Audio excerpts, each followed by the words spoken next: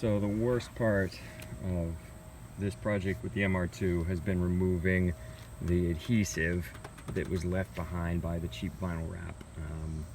My understanding is that with a decent quality vinyl wrap this doesn't happen, but I paid the price for going with a cheap no-name brand off of eBay, which looked good for almost a year and then started to deteriorate badly in the sun, which in fairness, I park right here.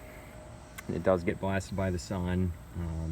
I'm installing a sail shade over this parking area soon, so that won't be a problem. But this adhesive, you name the product, I've tried it, nothing works.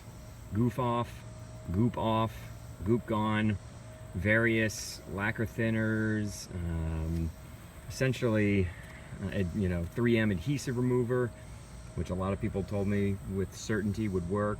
The only thing that works, and it only works partially, is pure gasoline.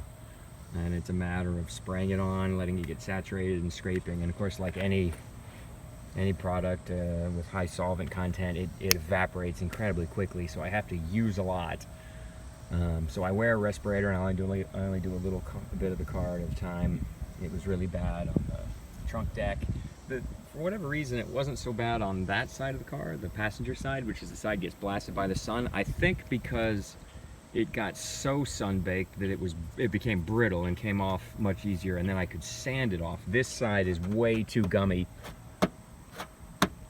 You can hear the stickiness. If I tried to sand that, it would ruin a sanding disc in about 3 seconds. So, and you can see over the areas that I've done, you don't actually get it all off by any means, but this can be sanded off now.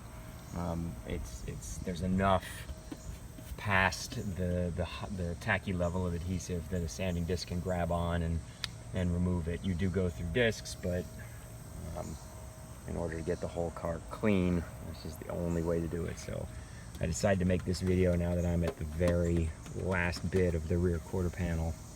And this is a task that I will never do again. I will never, ever. I think vinyl's a great product.